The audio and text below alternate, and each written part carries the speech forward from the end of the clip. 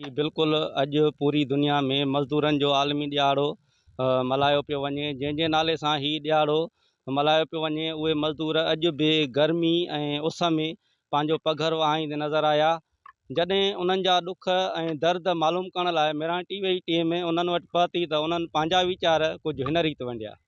असांखे मेन मसलो आहे, असांखे उहा ख़बर आहे त आलमी ॾींहुं आहे असांजो बिल्कुलु, पर असां ग़रीब मज़दूर आहियूं। अगरि असां कम ते नथा अचूं त असां खाईंदासीं छा?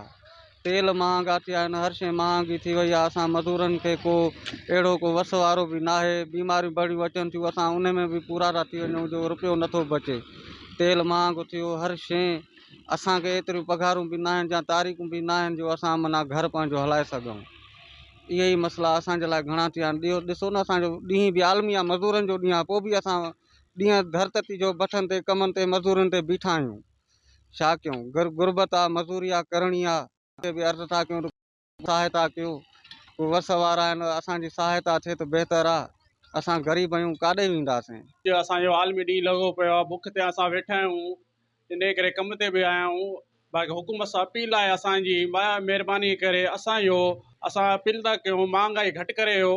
गुरबत असांजी वधी वई आहे गिरले शहर जी। जेके बि जात मज़दूर तबिको आहे सभु परेशान लॻा पिया आहियूं। रोज़ु कमायूं था, रोज़ु खायूं था, हिकिड़े ॾींहुं नथा अचूं त असां परेशान लॻा पिया आहियूं।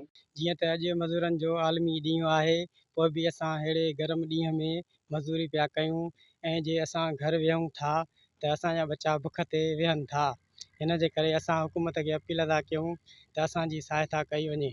अॼु असांजो आलमी ॾींहुं आहे, जंहिं आलमी ॾींहं जे करे असां आलमी ॾींहुं नथा मल्हाए सघूं। इन मज़दूर तबिके हूंदे सूंदे जेतिरी महांगाई वधी वई आहे, त इन असांजी सिंध हुकूमत खे अपील आहे त महिरबानी करे महांगाई खे घटि कयो वञे। कैमरामैन टीम सां अब्दुल गनी मुगल, मेरां टीवी न्यूज़, गेरेलो।